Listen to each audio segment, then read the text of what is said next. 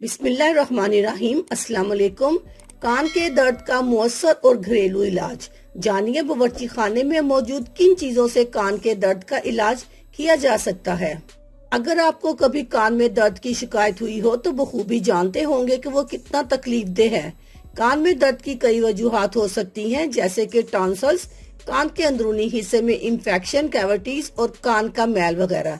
मगर अच्छी खबर यह है कि आपके किचन में बहुत कुछ ऐसा है जो कान के दर्द में रिलीफ दिलाता है और आपको डॉक्टर के खर्चे से बचाता है। बावर्ची खाने में मौजूद अज्जा से कान के दर्द का इलाज। नंबर 1, लहसुन। लहसुन के 2 जवे पीस ले और 2 चाय के चम्मच सरसों के तेल में मिक्स कर ले। फिर इस मिक्सचर को इस वक्त तक गर्म करें जब तक लहसुन की रंगत हल्की सी स्याह ना हो जाए। उसे ठंडा होने दें। फिर चंद कतरे मुतासरा कान में डालें। याद रहे कि तेल बहुत मामूली गर्म हो।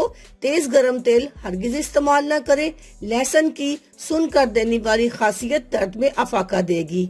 नंबर 2, जैतून का तेल। जैतून के तेल को नीम गर्म करके मुतासरा कान में 2 से 3 कतरे रोजाना डालें और 5 से 10 मिनट के लिए छोड़ दें।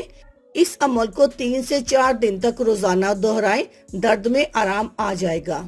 नंबर 3, तुलसी के पत्तों का अर्क। एक और कुदरती नुस्खा तुलसी के पत्तों का अर्क है।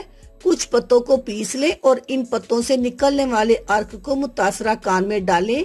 ये भी कान के दर्द का इलाज करने के लिए बेहतरीन है। ताहम इस्तेमाल से पहले अर्क को अच्छी तरह हिला जरूर लें। नंबर 4, नमक।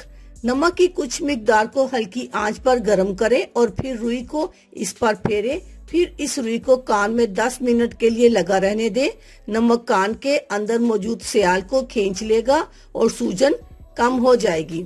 ये वीडियो आम मालूमात है। कारीन इस हवाले से अपने मुआरिज से भी जरूर मशवरा लें और इसके बाद घरेलू नुस्खे आजमाएं। अल्लाह हाफिज। शुक्रिया।